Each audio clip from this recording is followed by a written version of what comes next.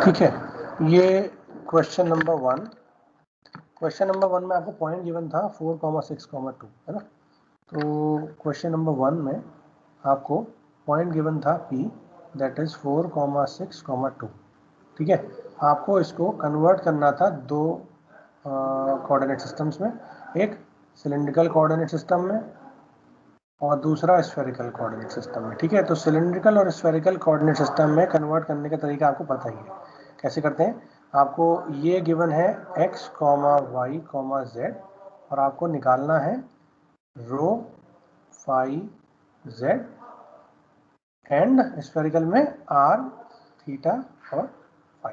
ठीक है, ये आपको क्वेश्चंस ये आपको पॉइंट्स निकालने थे। तो रो हमें पता है कितना होता है, under root of X square plus Y square. ठीक है, फाई कितना होता है, tan inverse y by X और z मेरा z ही रहता है। ठीक है, और अगर मैं बात करूं r की, तो ये होता है under root of X square plus Y square plus Z square.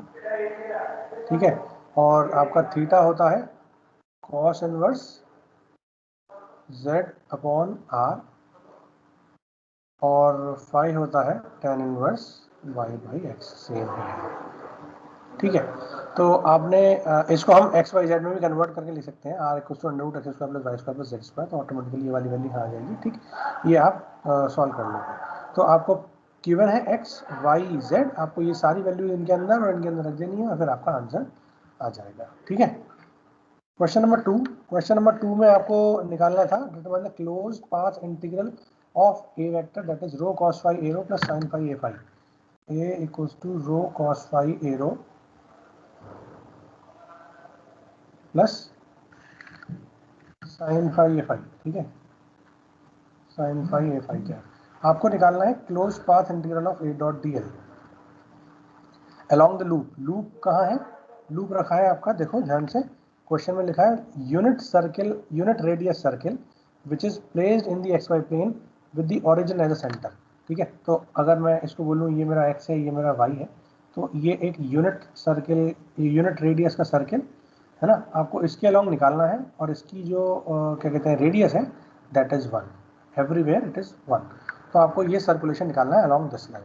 Now अगर मुझे पता है ए डॉट डी एल मुझे निकालना है, तो मुझे दो चीज़ें चाहिए, एक तो चाहिए ए, वो मुझे गिवन है, और दूसरी चीज़ चाहिए मुझे D L vector. D L vector क्या होगा, ये डी एल वैक्टर हमारा ये वेक्टर दे रखा है रो फाई जेड, मतलब सिलिंड्रिकल कोऑर्डिनेट सिस्टम में। तो सिलिंड्रिकल कोऑर्डिनेट सिस्टम में जो डिफरेंशियल लेंथ होती है वो कितनी होती है, D rho A rho cap plus rho D phi A phi cap plus D Z A Z cap, है ना। अब आप मुझे बताओ, अगर डिफरेंशियल लेंथ केवल ये है तो क्या इसके अंदर रो कंपोनेंट है, नहीं है। क्या जेड कंपोनेंट है, नहीं है। क्या चीज़ है केवल और केवल, फाई कंपोनेंट है। यानी डिफरेंशियल लेंथ का केवल और केवल क्या कंपोनेंट बचेगा, इस डायरेक्शन में क्या आएगी, तो फाई की इंक्रीजिंग डायरेक्शन है ना, फाई ये वाला एंगल होता है, ये वाला एंगल एक्स से वाई की तरफ ये वाला एंगल। ठीक है, तो फाई चेंज हो रहा है, मतलब आर्क इनटू रेडियस। रो की वैल्यू कितनी है, unit circle rho equal to 1। That means simply हम ये लिख सकते हैं D L vector equal to what, D phi A phi क्या। आपको ये वैल्यू यहां रख देनी है, ये वाली वैल्यू यहां रख देनी है, और फिर आपको इसको निकाल लेना है, सॉल्व कर लेना है। ठीक है, तो यहाँ देखो आप, इस पूरे लाइन में केवल आपको एक इंटीग्रेशन सॉल्व करना था, क्या, फाई इक्वल टू 0 से लेकर के फाई इक्वल टू 2 पाई तक। तो फाई इक्वल टू 0 से लेके phi equal to 2 pi A dot D L A. अब देखो इसका डॉट प्रोडक्ट अगर मैं करूंगा इसके साथ तो 0 आ जाएगा, because A rho dot A phi equal to 0, और ये क्या बचेगा, sine phi A phi cap dot D phi A phi cap, यानी साइन फाई डी फाई। इसको आपको इंटीग्रेट कर देना है, ये क्या होगा, ये होगा close line integral of A dot D L की वैल्यू, बस।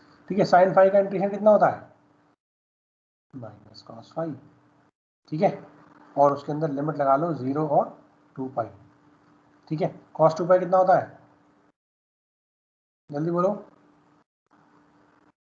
माइनस कॉस 0 कितना होता है, ये वैल्यू सॉल्व कर लो आप, आपका आंसर आ जाएगा। ठीक है, क्वेश्चन नंबर 2 इजी था, 2 नंबर में दिया था मैंने जानबूझ के, और ये छोटा सा क्वेश्चन था। Question number 3, state the Gauss law and derive the related Maxwell's equation. अब आपको पता है गॉस लॉ क्या होता है ना? गॉस लॉ क्या था? Gauss law states that the total charge enclosed by the total flux passing through a closed surface equals to the total charge enclosed by that surface। तो अगर मैं फ्लक्स पासिंग निकालता हूँ वो क्या होता है? वो होता है डी डॉट डी एस यानी क्यू, ठीक है। और D dot D S vector along the surface along the close surface can be represented as del dot D D V, ठीक है। और अगर मैं इसको रो से कंपेयर करूँगा तो इन दोनों इक्वेशन से मैं क्या निकाल सकता हूँ? Del dot D equals to rho V. ये तो ये और ये मेरा आ गया डाइवर्जेंस थ्योरम से। ये मेरे को चार्ज पता ही है, ये और ये दोनों चीज़ें रिलेटेड हैं। Q equals to rho V D V volume charge है तो, ठीक है। तो del dot D equals to rho V, ये मेरी क्या थी? मैक्सवेल्स इक्वेशन थी। तो गॉस लॉ ये था और उससे मैंने मैक्सवेल इक्वेशन ये डेराइव कर ली। ये क्वेश्चन करना था, 2 लाइन का आंसर था और आपका सीधे 2 मार्क्स का क्वेश्चन था। क्वेश्चन नंबर 4, ट्रांसफॉर्म करना था वेक्टर को स्फेरिकल कोऑर्डिनेट सिस्टम में, ठीक है। तो एक वेक्टर आपको गिवन है, क्वेश्चन नंबर ये 3 था। क्वेश्चन नंबर 4 सेक्शन बी शुरू हुआ है, यहाँ पे सब 3-3 नंबर के क्वेश्चन हैं। एक वेक्टर ए गिवन है आपको 4, 2 और 4, 4ax plus 2ay plus 4az, ठीक है। ये आपको क्वेश्चन गिवन है और पॉइंट गिवन है। पॉइंट क्या है? -2 -3 4, -2 -3 4, ठीक है। तो आपको पता है कि अगर मैं वेक्टर को कन्वर्ट करता हूँ तो मुझे एक मैट्रिक्स की रिक्वायरमेंट होती है, जो मैट्रिक्स हम ऑलरेडी वेक्टर कन्वर्जन के लिए पढ़ चुके हैं, है ना। A R, A theta, A phi हमें निकालना है ना। और इसको हम यूजिंग मैट्रिक्स, एक मैट्रिक्स है खूब बड़ी, ठीक है। Sine theta cos phi, sine theta sine phi और 0, इस टाइप से 3 अलग अलग एलिमेंट्स आते हैं, है ना। ये मैट्रिक्स आती है, ये मैट्रिक्स आपको याद है, आप वो वैल्यू रख दो, ए एक्स, ए वाई और ए जेड की रेस्पेक्टिव वैल्यूज क्या क्या दे रखी हैं? 4 4, ये तो ठीक है। आपका आंसर आ जाएगा साइन थीटा कॉस फाई या कॉस थीटा साइन फाई वाले टर्म्स में आ जाएगा। अब आपको क्या निकालना है? आपको निकालना है इस कोऑर्डिनेट से, ये क्या था? ये x, y, z था, है ना। आपको इसको कन्वर्ट करना है किसमें? r, थीटा और फाई में। वो आप कन्वर्जन लगा लोगे, under root x square plus Y square plus Z square, theta equals to cos inverse Z upon R और phi equals to tan inverse Y by X, है ना। ये सारी वैल्यूज आ जाएंगी, ये सारी वैल्यूज आएंगी तो आप इन जगह पर ये सारी वैल्यूज रख दोगे, या फिर आप सॉल्व कर लो ए आर, ए थीटा और ए फाई की वैल्यू, है ना। वो सारी वैल्यूज कैलकुलेट कर लो, ये सारी वैल्यूज यहाँ निकाल ही चुके हो, ये सारी वैल्यू पुट कर दो, आपको ए आर, ए थीटा और ए फाई सारी वैल्यूज मिल जाएंगी, ठीक है ना। तो आसान सी चीज़ है। एक सेकेंड रुको बच्चों, हाँ चल, हाँ मीटिंग नहीं होगी, क्लास बताओ।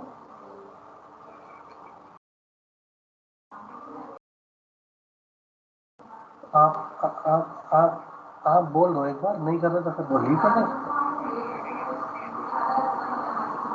अब मैं कुछ भी नहीं कर सकता। हाँ तो ठीक है, फिर एलिमेंट कर दें, हमें क्या लिख दें, ठीक है बच्चों। तो ये थोड़ा सा लेंथी था। मैट्रिक्स अगर आपको याद थी और आपने ये कैलकुलेशन कर लिया तो फिर आप ए आर, ए थीटा और ए फाई की वैल्यूज निकाल सकते हो, है ना। क्वेश्चन नंबर 4 में मैंने 2 पार्ट दिए थे, एक ये भी था, आप चाहे तो ये कर सकते थे, चाहे तो ये कर सकते थे।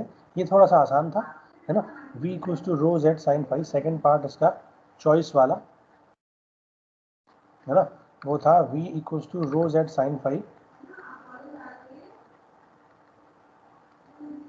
Plus Z square cos square phi plus rho square, ठीक है। अब आपको क्या निकालना है? आपको ग्रेडियंट निकालना है, और आपको पता है ग्रेडियंट क्या होता है? ग्रेडियंट होता है del V by del rho. ये कार्टेशियन कोऑर्डिनेट में नहीं है, सिलिंड्रिकल कोऑर्डिनेट में है, रो फाई जेड, है ना। तो ए रो क्या है?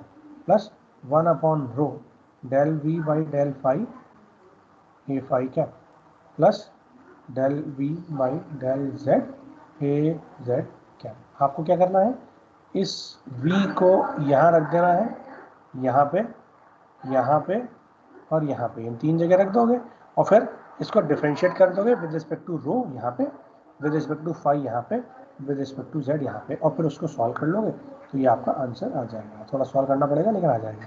अगर आपको मैट्रिक्स याद नहीं है तो ये क्वेश्चन करने में मुश्किल से मुश्किल आपको 5 मिनट लगेंगे, है ना। और अगर आपको मैट्रिक्स याद है तो इस क्वेश्चन को करने में कम से कम 5-7 मिनट लगेंगे, और याद नहीं है तो आप कर नहीं पाओगे, ठीक है। तो मैट्रिक्स अगर याद नहीं है तो फिर आपको ये वाला क्वेश्चन अटेम्प्ट करना चाहिए, ठीक है। नेक्स्ट क्वेश्चन है state and prove divergence theorem और determine the flux over the close surface. तो पहले तो state and prove divergence theorem देख लेते हैं, है ना। क्वेश्चन नंबर 5 है state and prove divergence theorem. तो डाइवर्जेंस थ्योरम क्या होती है?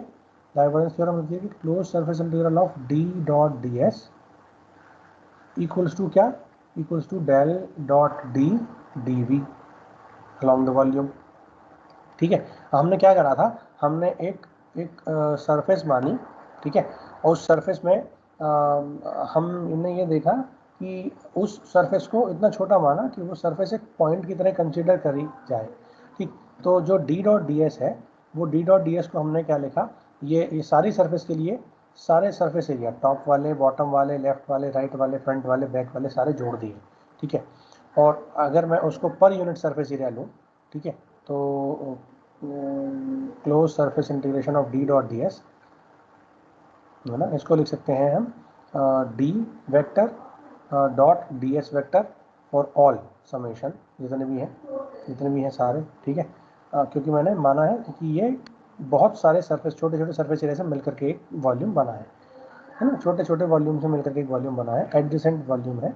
और अगर मैं उसको डेल्टा वी से डिवाइड कर दूँ, डेल्टा वी से डिवाइड कर दूँ, और यहाँ पर लिमिट मैं बोल रहा हूँ डेल्टा वी के टेंड्स टू 0 है, ठीक है, ये, ठीक।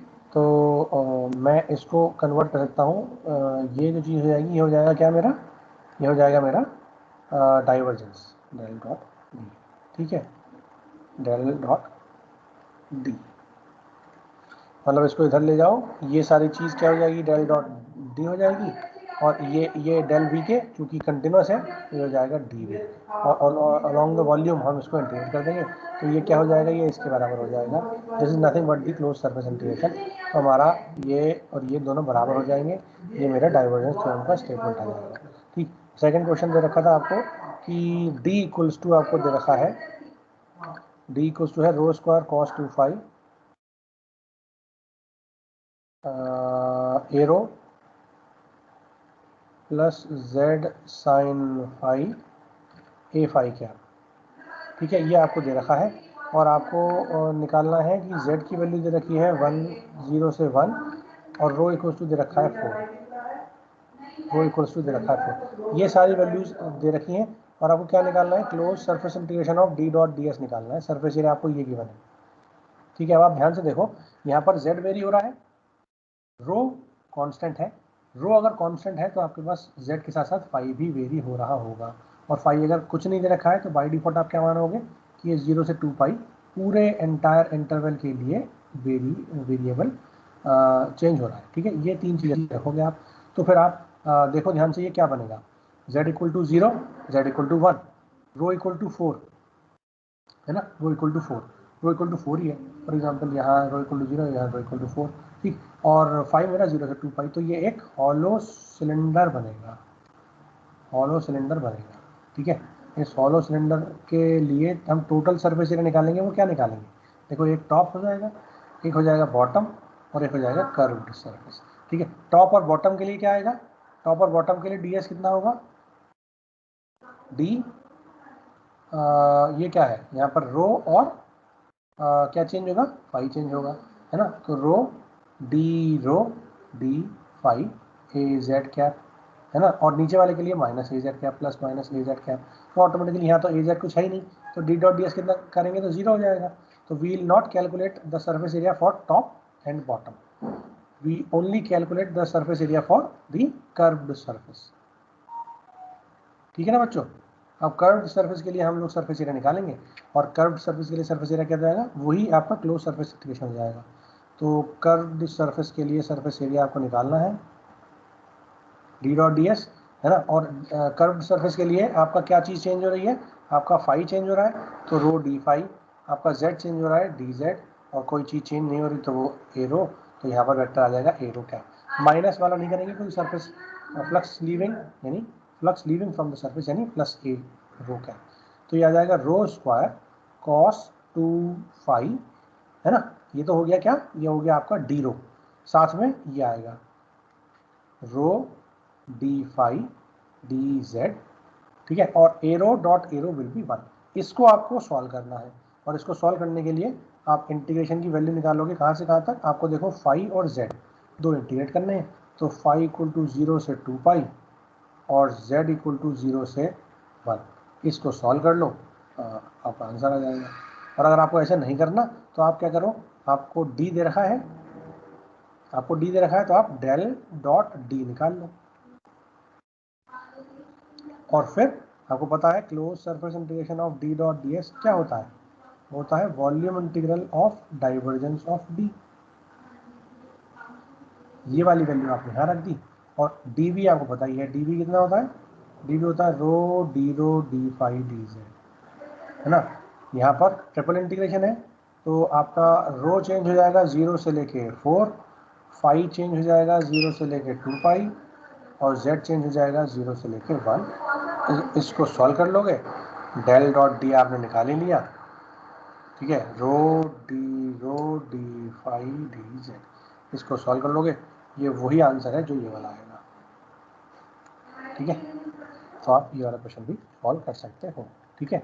नेक्स्ट क्वेश्चन एक और रह गया कि बायो-सेवर्ट लॉ और derive the expression of magnetic field intensity due to infinitely long current carrying conductor.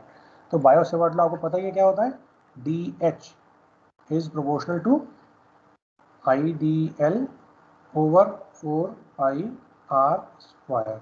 और अगर मैं इसका मैग्नीट्यूड की बात करूं तो ठीक, और जो डायरेक्शन है that is perpendicular to the line joining the point and the conductor